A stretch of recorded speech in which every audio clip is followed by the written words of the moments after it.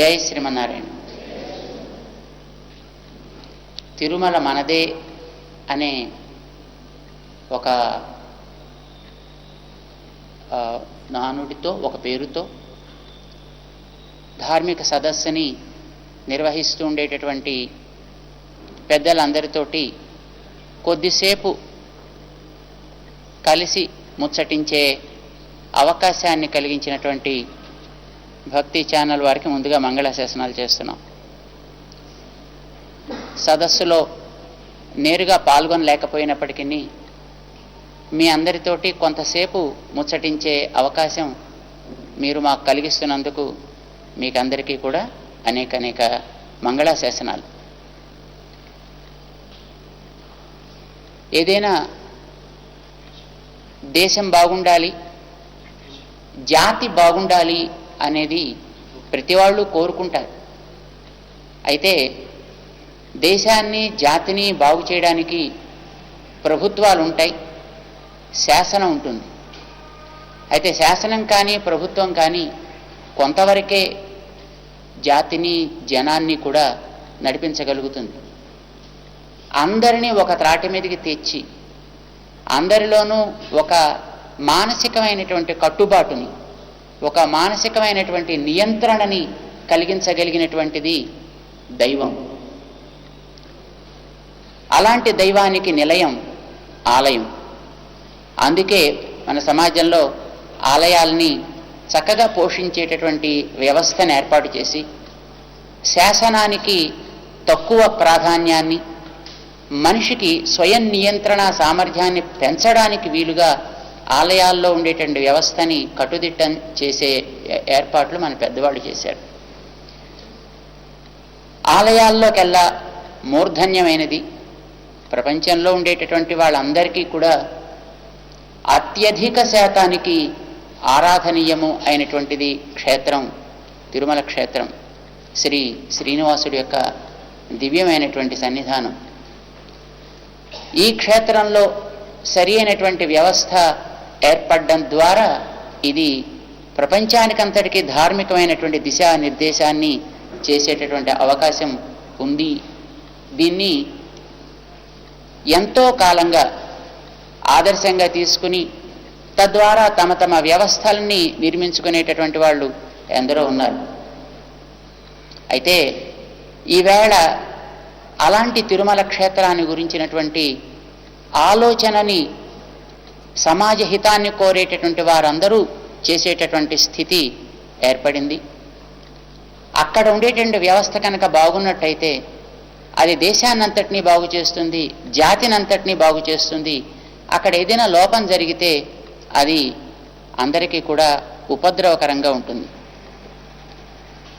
ఈవేళ ఇక్కడ జరిగేటటువంటి ఈ సదస్సు పరిపూర్ణమైనటువంటి ఒక సిన్సియరిటీతోటి, సీరియస్గా విషయాన్ని గురించి ఆలోచించేటటువంటి ఒక భావనతోటి ఏర్పడ్డది అని మేము విశ్వసిస్తున్నాం. ఏదైనా ఒక వ్యవస్థ బాగుండాలి, ఒక వ్యవస్థ సవ్యంగా సాగాలి, దానివల్ల జరగాల్సినటువంటి ప్రయోజనం అందరికీ సక్రమంగా అందాలి అనంటే ఆ వ్యవస్థని నిర్వహించేటటువంటి వ్యక్తులలో ఆ వ్యవస్థకి సంబంధించినటువంటి పరిపూర్ణమైనటువంటి అవగాహన చాలా అవసరం. అది ఈ వ్యవస్థ, ఆ వ్యవస్థ, అది దైవికం కావచ్చు, ధార్మికం కావచ్చు, లేక అది దేశీయమైనది కావచ్చు.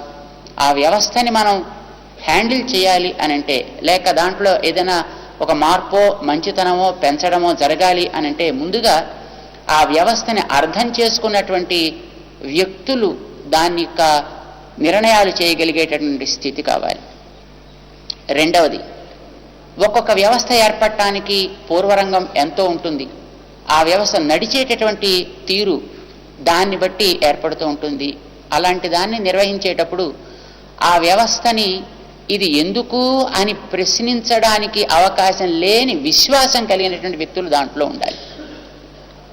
ఉదాహరణకి మనం తిరుపతిని ఇప్పుడు మనం ఒక అంశంగా తీసుకున్నాం కనుక తిరుపతి బాగుండాలి, తిరుపతిలో జరిగేటటువంటి తిరుమల తిరుపతి క్షేత్రంలో జరిగేటటువంటి కార్యక్రమాలు సవ్యంగా ఏ పర్పస్ కోసం ఆ క్షేత్రం వెలిసి ఉందో అది సవ్యంగా అందరికీ అందేటట్టుగా ఆ క్షేత్రం ఉండాలి. This is our aim.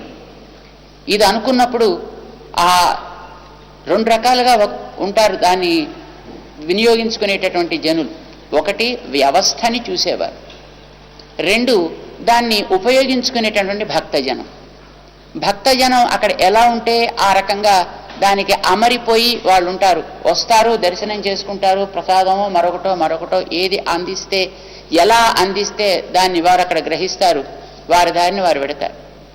కానీ నిర్వహించేటటువంటి అడ్మినిస్ట్రేటివ్ సిస్టమ్ ఒకటి ఉంటుంది, దాన్ని పరిపాలన సాగించేటటువంటి వ్యవస్థ, దాన్ని ఇలా జరగాలి అలా జరగాలి అని నిర్ణయాన్ని చేసేటువంటి వ్యవస్థ ఉంటుంది. ఈ పాలన సాగించే వాళ్ళల్లో కానీ, నిర్ణయాధికారం కలిగినటువంటి వ్యక్తుల్లో కానీ ఏ సంస్థకి వారు ఉన్నారో దాని గురించినటువంటి పరిపూర్ణమైనటువంటి స్పష్టత, అందులో జరిగే ప్రతి అంశం మీద కూడా ఇది ఎందుకని కాకుండా దీన్ని ఇలా ఎంత బాగా మనం జరిపించగలమనే వ్యవస్థకి సంబంధించినటువంటి విశ్వాసం కూడా వారిలో ఉండాలి. తిరుపతికి సంబంధించి మనం మాట్లాడుకున్నప్పుడు ఈ క్షేత్రానికి సంబంధించినటువంటి చరిత్ర వందల వేల సంవత్సరాల నుంచి సాగుతూ వస్తుండేటటువంటి ఒక వ్యవస్థ. ఆ వ్యవస్థని మొట్టమొదట అర్థం చేసుకుని దానికి సంబంధించినటువంటి ఒక శిక్షణ పొందినటువంటి వ్యక్తులు, ఆ చరిత్రను చక్కగా అధ్యయనం చేసినటువంటి వ్యక్తులు, అందులో వివిధ సేవా కార్యక్రమాల్లో నియుక్తులు కాగలిగేటట్లుగా అది ఉండాలి. ఇది మొదటి అంశం. ఈవేళ మన తిరుమల తిరుపతి దేవస్థానపు వ్యవస్థని గమనిస్తే ఎంతమందికి దానికి సంబంధించినటువంటి చరిత్ర మీద ఒక అవగాహన ఉన్నది అనేది మనం ప్రశ్నించుకోవాల్సినటువంటి స్థితిలో ఉంది. రెండవది, దాన్ని విశ్వసించని వారు కానీ, దాని యందు పరిపూర్ణమైనటువంటి ప్రేమ ఆదరములు లేని వాళ్ళు కానీ ఆ వ్యవస్థలో ఉండడానికి అవకాశం కలిగించకూడదు. అడ్మినిస్ట్రేషన్కి సంబంధించినంత వరకు మాత్రం భక్తులుగా వచ్చేవాళ్ళు వస్తారు, వెడతారు. ఇతరత్ర బయట వ్యాపారాలు చేసుకునే వాళ్ళు వస్తారు, వెడతారు. కానీ అలాంటి వారైనా ఆ వ్యవస్థకి భంగకరంగా ఉండేటటువంటి స్థితిలో ఉన్నప్పుడు అలాంటి వాడిని అక్కడికి వెళ్ళనివ్వడం అనేటటువంటిది తగదు. మక్కా లాంటి చోట్లకి వెళ్ళాలి అనంటే దాన్ని విశ్వసించగలిగేటట్టుగా వాళ్ళు అక్కడ కొన్ని వ్యవస్థలు చేసి పెట్టి వాళ్లల్లో ఆ రకమైన విశ్వాసం ఉందా లేదా పరిశీలన చేసిన తర్వాత మాత్రమే ఆ గడ్డ మీద అడుగు పెట్టేటువంటి అవకాశాన్ని కలిగిస్తున్నప్పుడు ప్రపంచంలో ఏ చోటికి వెళ్ళే వాళ్ళకైనా ఆ రకమైనటువంటి నియంత్రణ నియమము కూడా ఉండేటట్టు చేయడం అనేది అవసరం. అది తప్పనిసరిగా జరగాలి కూడా. తిరుపతిలో అడుగు పెట్టేటువంటి వాళ్ళు ఏ విభాగంలో వాళ్ళు ఉన్నప్పటికీ కూడా దీన్ని నేను పరిపూర్ణంగా విశ్వసిస్తా, దీంట్లో చెప్పినట్లుగా నేను ఆచరిస్తా, అందులో ఉన్నంత వరకు అలా నేను కట్టుబడి ఉంటాననే వాళ్ళనే అక్కడికి పాలనా యంత్రాంగ విభాగంలో ఉండగలిగేటటువంటి వ్యవస్థని చేయాల్సిన అవసరం చాలా ఉంది. వెంకటేశ్వరుడి మీద విశ్వాసం లేకుండా, ఆ వెంకటేశ్వరుడి యొక్క నియమాన్ని ఆ రకంగా తయారు చేసినటువంటి పెద్దల మీద విశ్వాసం లేకుండా ఉండేటటువంటి వాళ్ళు అక్కడ ఉండేటటువంటి ఏ చైర్మన్స్ గానో లేకపోతే ఈఓస్ గానో లేకపోతే ఇతరమైనటువంటి అధికారులుగానో వచ్చి అక్కడ ఉంటే ఆ వ్యవస్థకి ఏం న్యాయం చేకూరుస్తారు? కనుక అందులో ఉద్యోగాలు చేసేటటువంటి వ్యక్తులు ఇతర మతాల్ని ప్రచారం చేసుకోవడానికి దాన్ని కేంద్రంగా వాడుకునేటటువంటి స్థితి అక్కడ కలిగేటటువంటి ఒక దారుణమైనటువంటి సన్నివేశాలు ఎదురవుతుంటే ఏ విధంగా మనం ఆ క్షేత్రం పవిత్రంగా ఉంటుంది అని మనం ఆశించగలుగుతాం? కనుక ఉద్యోగాలు ఇచ్చేటప్పుడు వారికి తగినటువంటి శిక్షణ ఇవ్వడం చాలా అవసరం. ఒక ప్యూన్ దగ్గర నుంచి పైనుండేటువంటి చైర్మన్ దాకా వారి స్థాయికి తగ్గట్టుగా వారికి ఆ తిరుపతి క్షేత్రం విషయంలో అక్కడ జరగాల్సినటువంటి వ్యవహారాల విషయంలోనూ సరి అయినటువంటి శిక్షణ అనేది తప్పనిసరిగా జరిగిన తర్వాతే వారు ఆయా కార్యక్రమంలో నియుక్తులు కావాలి. ఇతర విశ్వాసాలు కలిగినటువంటి వారు దాంట్లో చేయపెట్టేటువంటి అవకాశాన్ని ఇవ్వడానికి వీల్లేదు. ఔద్యోగికంగా ఒకవేళ ఎప్పుడైనా ఎవరైనా వచ్చినా ఆ వ్యవస్థలో ఉన్నంత వరకు మాత్రం దాని యొక్క కట్టుబాట్లకి అతిక్రమించని రీతిలో వారు ఉండగలిగే స్థితి ఏర్పడాలి. ఇది జరిగినప్పుడు మాత్రమే ఆ క్షేత్రపు పవిత్రతని మనం కాపాడుకున్న వాళ్ళం అవుతాం. దాని పవిత్రతను పాడు చేసుకుంటే వెంకటేశ్వరుడికి నష్టం కాదు, కానీ అక్కడ జరిగేటటువంటి ఆ లోపాల ప్రభావం చేత సమాజం నష్టపోతుంది.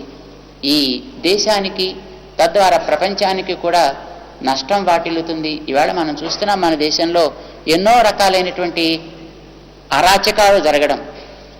ఇలాంటివి జరగకుండా ఉండేటట్లుగా మనం చేసుకోవాలి అంటే దానికి ఆధారం ఏంటంటే ఆ దైవిక వ్యవస్థని మనం కట్టుదిట్టం చేసుకోవాల్సినటువంటి అవసరం ఎంతైనా ఉంది. ముఖ్యంగా మేము ప్రార్థన చేసేది ఈ సదస్సులో పాల్గొనేటటువంటి మహానుభావులైనటువంటి పెద్దలందరికీ కూడా ఈ క్షేత్రం మీద, ఈ క్షేత్రంలో ఉండేటటువంటి వ్యవస్థ మీద విశ్వాసం కలిగిన వాళ్ళు ఈ క్షేత్రంలో ఉండాలి అనేది ఒకటి. రెండవది, ఇది తిరుమల క్షేత్రం ఒకదానికి మాత్రమే సంబంధించినటువంటి అంశం కాదు. ఇక్కడ తిరుమల వెంకటేశ్వరుడి సన్నిధి, కాళహస్తి, శ్రీశైలం, అలాగే ఇతరమైనటువంటి ఎన్నో దివ్యమైనటువంటి అద్భుతమైనటువంటి సామాజికమైనటువంటి ఒక ఆధ్యాత్మిక ప్రభావాన్ని చూపించేటువంటి క్షేత్రాలు ఉన్నాయి. వీటన్నిటిలోనూ కూడా ఇదే రకమైన వ్యవస్థ ఏర్పడాలి. ఆ క్షేత్రాన్ని విశ్వసించాలి, క్షేత్ర చరిత్రని విశ్వసించాలి, అక్కడ ఉండే వ్యవస్థని గౌరవించాలి, దానికి తగ్గట్టుగా ప్రవర్తించాలి. ఇది చేయకపోతే వాడిని తీవ్రంగా దండించేటటువంటి వ్యవస్థ కూడా ఏర్పడినప్పుడే ఈ వ్యవస్థకి రక్షణ ఉంటుంది. ముఖ్యంగా దండన అనేది సవ్యంగా జరగనంత వరకు కూడా మన వ్యవస్థని సంరక్షణ చేసుకోలేం.